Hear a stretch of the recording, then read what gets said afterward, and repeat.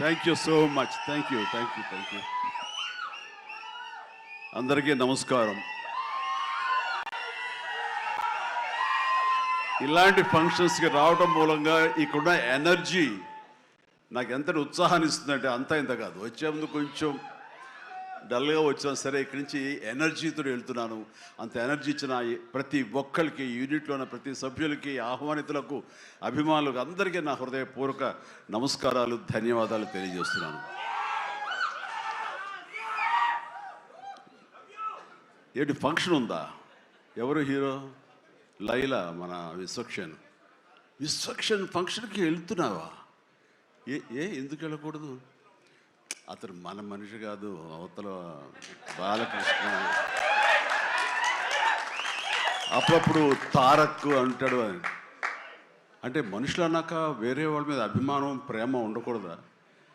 నా మీద ఆప్యాయత ఉండకూడదా? ఇదేంటిది? మా ఇంట్లోనే మా అబ్బాయి సూర్య అంటే చాలా ఇష్టం. అంత మాత్రం చేత వాడి ఫంక్షన్ వెళ్ళకూడదా? వాడితో కలిసి భోజనం చేయకూడదా? వాడితో ఉండకూడదా? అలాగే మరి మూర్తి గారు అడిగారా, నాగేంద్ర అడిగారా, ఎవరు అడిగారో తెలియదు కానీ అక్కడ ఉన్నారు, వెళ్ళిపోయారు మూర్తి గారు. తెలియదు కానీ నేను ఆ క్లిప్ చూశాను, వాయిస్ గుర్తు లేదు. మీరు బాలకృష్ణ కాంపౌండ్ కదా విశ్వక్షేణ్, ఇప్పుడు మెగా కాంపౌండ్ నుంచి ఆయన ఎలా వచ్చారు అని చాలా చక్కగా సమాధానం చెప్పాడు. మా ఇంటికి కాంపౌండ్ ఉంది కానీ ఫిలిం ఇండస్ట్రీ కాంపౌండ్ లేదని. I appreciate. నిజమే, ఇక్కడ గిరుకు తీసుకుని ఎప్పటికప్పుడు ఏ హీరోలకు ఆ హీరోలా ఉండే రోజులు నిజంగా ఉన్నాయి, లేకపోలేదు. షూటింగ్ల వరకే.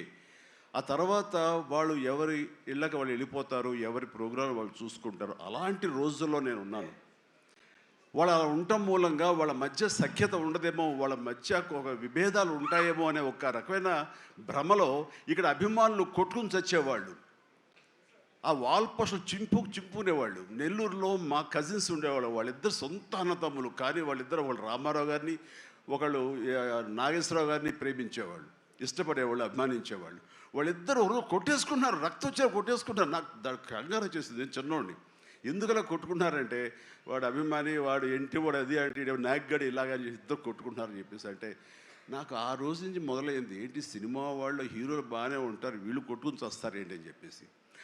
నేను ఫిలిం యాక్టర్ని అయిన తర్వాత హీరోల మధ్య ఒక సఖ్యత, సహృద్భావ వాతావరణం అది ఉండాలి, ఏర్పాటు చేయాలని బలంగా నాకు ఏర్పడటానికి ఆల్రెడీ అదొక ఇన్సిడెంట్. అందుకనే మెడ్రాస్లో హనీ హౌస్ అని అప్పట్లో ఉండే జర్నలిస్టులకు తెలిసే ఉంటుంది. ఆ హనీ హౌస్ ఏంటంటే 1 ఏకర్ ల్యాండ్లో ఉంటుంది. ఎక్కడ ఏ 100 ఫంక్షన్ జరిగినా, ఏ ముహూర్తాలు ప్రారంభోత్సవాలు జరిగినా, ఎవరికి ఏ బర్త్డేలు జరిగినా, ఏ 31st నైట్ డిసెంబర్ ఫంక్షన్ చేసుకోవాలనుకున్నా సరే, అటు తమిళ ఇండస్ట్రీని, ఇటు తెలుగు ఇండస్ట్రీని ఆహ్వానించి అక్కడ అందరికీ చక్కగా పార్టీ ఇచ్చి ఒక రిక్రియేషన్ తోటి మంచి భోజనాలు చేసుకుంటూ, అంటే అవి ఉంటాయనుకోండి, అది వేరే విషయం. సో వీటితోటి మనుషుల్లో ఉండే అరమరకలు కానివ్వండి, పొరపచ్చలు కానివ్వండి, ఇవన్నీ కూడా సమసిపోయి ఎంతో హాయిగా ఉంటారు. అది నేను ఆ విషయం చాలా చాలా సక్సెస్ఫుల్. కాబట్టి ఈ రోజుకి నాగార్జున, వెంకటేష్ అండ్ బాలకృష్ణ మేమందరం కలిసికట్టుగా ఉండటానికి, ఒకళ్ళ ఫంక్షన్ ఒకళ్ళు వెళ్ళటానికి, ఈ మధ్యకాలంలో బాలకృష్ణ 50th ఫిల్మ్ సందర్భంగా నట జీవితం సంబంధించి చేసిన ఫంక్షన్లో నేను పార్టిసిపేట్ చేశాను. అలాగే నాగార్జున మేము వెరీ ఫ్రీక్వెంట్గా కలుసుకుంటుంటాం. ఈ రకంగా అరమరికలు ఉండకూడదు. అభిమానం అంటారు, అది పర్సనల్. నా ఒక రకమైన భోజనం రుచిస్తుంది, ఇంకొక రకమైన భోజనం రుచిస్తుంది. అలాగే ఒకళ్ళు ఇంకొకరితో కనెక్ట్ అవుతారు యాక్టర్లుగా. అలా ఉండటం అనేది మనం అందరం యాక్సెప్ట్ చేయాలి. అంత మాత్రం చేత విశ్వక్షేణ్ ఎక్కడ దూరంగా పెట్టి మన మనిషి కాదు కాబట్టి అతను ఫంక్షన్కి పిలిస్తే కనుక వెళ్ళాలా అని ఉండకూడదు. ఖచ్చితంగా వెళ్ళాలి. అతను మన ఈ ఇండస్ట్రీ మనిషే, మనలో ఒకడు, మన కుటుంబ సభ్యుడు అన్న భావం, అన్న మెసేజ్ మనం ప్రివేల్ చేయాలి.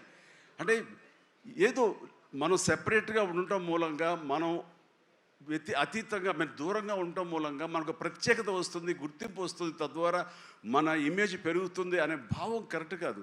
మన ఇమేజ్ పెరగాలి అంటే, మనకి ఒక ఫ్యాన్ బేస్ పెరగాలి అంటే, అది మన కంటెంట్, మనం చేసే సినిమా ఇస్తుంది తప్ప మళ్ళీ మనం ఏలినేట్ చేసేసుకోవడం, మనల్ని దూరం చేసుకుంటేనే కాదు. అందరూ కలివిడిగా ఉండాలి.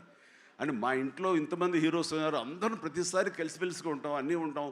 అలాగని చెప్పేసి మా ఇమేజ్లు తక్కువ, ఈ రోజున పవన్ కళ్యాణ్ ఏబీలో కనిపించగానే ఇది అన్నారు. దాన్ని నేను గర్వపడాలి. పుష్ప టూ పెద్ద హిట్ అయింది, బ్లాక్ బస్టర్, దాన్ని నేను గర్విస్తాను. అండ్ తర్వాత ఒక్కోసారి సినిమాలు ఆడచ్చు ఆడకపోవచ్చు, కానీ మనం ఏవైనా సరే ఇండస్ట్రీలో ఒక సినిమా ఆడింది అంటే ప్రతి ఒక్కరు హర్షించాలి. ఎందుకంటే ఒక్కొక్క సినిమా గురించి, ఒక సినిమా ఆడిందంటే ఎన్ని వందల మంది, వేల మంది, లక్షల్లో కార్మికులు కానివ్వండి, పరోక్షంగా ప్రత్యక్షంగా వాళ్ళు దాని మీద ఆధారపడతారు, బతుకు జీవనం వెళ్ళగలుగుతారు. కాబట్టి వాళ్ళ బతుకు తెరువు కోసం, వాళ్ళ భవిష్యత్తు కోసం, వాళ్ళ యొక్క జీవితం కోసం మనం ఖచ్చితంగా హిట్ సినిమాలు చేయాలి. ఒక హిట్ ఎవరికి ఏ హీరోకి వచ్చినా సరే అందరం ఇవ్వాలి, అందరం ఆనందపడాలి.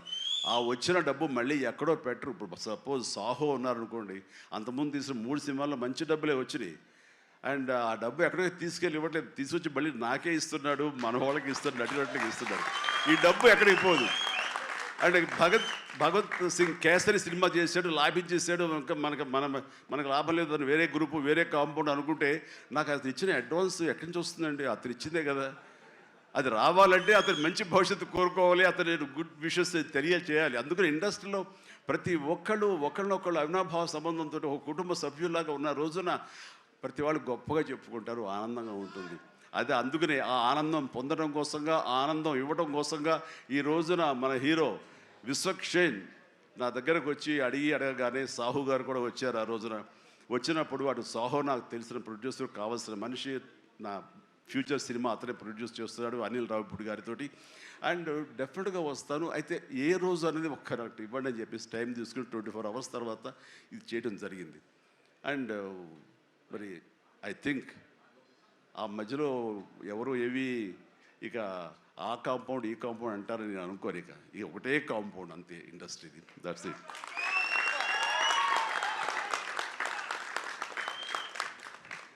ఇక ఈ సినిమా ట్రైలర్ చూసిన తర్వాత నాకు ఎక్కడో మనం ఉండే పెద్దరికాంతో మనలో మనం సంసార పక్షంగా ఉంటున్నాం, మన కుటుంబం అని, కానీ ఎక్కడో అన్నగారిపోయినటువంటి ఉంటే సరే అది ఆ కోరికలు గబుక్కుని పెళ్ళు బుక్కింది ఆఫ్టర్ ట్రయల్. మనిషి కొంచెం మోటుగా ఉన్నాడు, ప్రౌఢలాగా అనిపిస్తున్నాడు, కానీ గ్లామర్ తగ్గలేదు, కసుక్కని అనిపిస్తున్నాడు. ఈ అమ్మ అసలు అది విశ్వక్షేణ్ కాకుండా నిజంగా ఆడపిల్ల అయి ఉంటే ఎక్కడో గుండె జారి కొంచెం గల్లంత అయ్యేదేమో అనిపించింది ఆ మురుగు నాకు. అంత గ్లామర్గా ఉన్నాడు. నేను చేశాను ఆ సినిమాలో, తర్వాత నరేష్ చేశాడు, అలాగే రాజేంద్ర ప్రసాద్ గారు ఇంకో సినిమాలో చేశారు. ఇవన్నీ కూడా బాగా ఆడినాయి. ఇందాక ఆయన చెప్పినట్టుగా, మన అనిల్ రావిపూడి గారు చెప్పినట్టుగా అన్నీ కూడా మంచి హిట్స్ అయినాయి. ఈ సినిమా కూడా ఖచ్చితంగా హిట్ అవుతుంది. అది హిట్ అవ్వాలని కోరుకుంటున్నాను. హిట్ గ్యారంటీ ఈ సినిమాని. అంటే ఒక హీరో అంత రగ్గడగా, అంత టఫ్గా, అంత మొరటుగా ఉండే మాస్ మనిషి అంత నాజుగ్గా నవనవలాడుతూ ఛాన్స్ దొరికి పక్కన ఉండుంటే కనుక బుగ్గ కొరికే అనిపించే అంత ఫీలింగ్ ఉంది. అంటే అండ్ డెఫినెట్లీ ప్రతి వాళ్ళు ఆ కోరిక తీర్చుకోవడం కోసంగా, చూసుకుంటూ ఉండడం కోసంగా వెళ్తారని అనుకుంటున్నాను. ఖచ్చితంగా వెళ్తారు, ఆనందిస్తారు. అండ్ విశ్వక్షేణ్ అటు మాస్గా చేశాడు, ఇటు క్లాస్గా అమ్మాయిగా రాణించాలా బాగా చేశాడు. అండ్ కథాంశంలో రామ్ నారాయణ డైరెక్టర్ చాలా ఎంటర్టైన్మెంట్ తోటి కామెడీగా ఉండేలాగా మొత్తం అంతా చాలా బాగా చేశాడని సాహు వాళ్ళు చెప్తుంటే కనుక ఎక్సలెంట్. ఈ రోజున అది కావాలి. అండ్ అనిల్ రావిపూడి తీసినటువంటి సినిమా నేను మొన్న చూసినప్పుడు నాకు ఆద్యంతం ఎక్కడ ఏంటి లాజిక్గా ఏమి పట్టించుకోలేదు. అసలు ఎక్కడ ఏం జరుగుతుందో అనేది లేదు. మరి మన పెద్ద ఆయన ఏం రాశారో తెలియదు, కానీ దాని మీద రివ్యూస్ ఎలా ఉన్నారా? ఆయన ఏం రాస్తారో నేను చూడలేదు, కానీ నా లాజిక్ అది పట్టించుకోకపోతే మాత్రం ఆద్యంతం సినిమా నేను నవ్వుతూనే ఉన్నాను, ఎంటర్టైన్ అవుతూనే ఉంది. వెంకటేష్ గారిని వీళ్ళంతా చేశారు. అదే రీతిలో ఈ సినిమా మన రామ్ నారాయణ గారు అదే రకంగా తీస్తారని చెప్పేసి ఎక్కడ ఊపిరి సలుపుకొనివ్వరు, ఎక్కడ లాజిక్ ఆలోచన పెట్టనివ్వరు, బ్రెయిన్ ఉపయోగించనివ్వరు. కేవలం హృదయంతో ఈ సినిమా చూస్తూ ఈ సినిమా ఆద్యంతం ఆనందంగా ఉంటుంది, ఎంజాయ్ చేస్తారని అనుకుంటున్నాను. అండ్ విశ్వక్షేణ్ ఖచ్చితంగా ధైర్యంగా ఉండి ఏం కాదు, ఈ cinema block buster. Ram Narayana God bless. And తర్వాత ఈయన కరాటే రాజుగారు అంటారు. ఈయన ఒక 14 15 ఏళ్ళు 17 18 ఏళ్ళు అయిపోయిందేమో కదా ఆ టైం